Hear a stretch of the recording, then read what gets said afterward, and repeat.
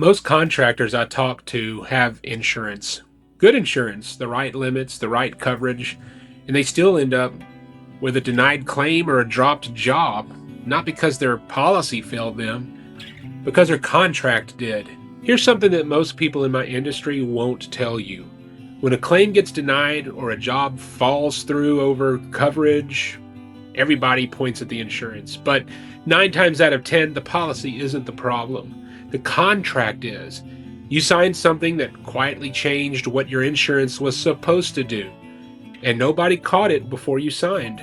The first clause to watch for is the indemnification clause. What it basically says is if something goes wrong on the job, you're responsible even if it wasn't your fault. The dangerous versions use language like to the fullest extent permitted by law or any and all claims arising out of this work.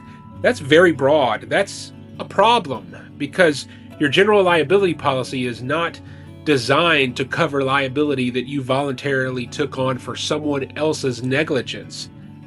Some of those obligations are uninsurable and you won't find out until there's a claim. The second one is additional insured status.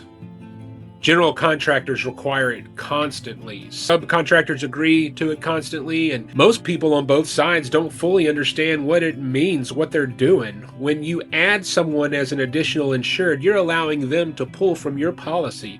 The question is, how far does that go? There's a difference between ongoing operations and completed operations. If a contract requires completed ops coverage and your policy only provides ongoing ops, then you have a gap, a real one, and a certificate of insurance won't show that gap. You have to look at the actual endorsement forms. The third one is a waiver of subrogation. This one gets overlooked because it sounds technical. What it actually means is this: if someone else causes damage on your job and your insurance has to pay, your carrier normally has the right to go after the person to recover what they paid out. A waiver of subrogation takes that right away. So some contracts require it across general liability, workers' comp, and commercial auto all at once. That's a significant concession. Sometimes it's reasonable, sometimes it's a one-sided leverage. You need to know which one it is for you and what you're agreeing to. The cheapest risk management that you can do as a contractor is send the insurance requirements section of a contract to your agent before you sign.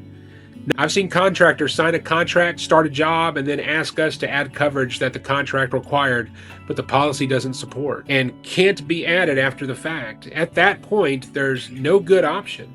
Send it before you sign. That's it. That's the whole tip.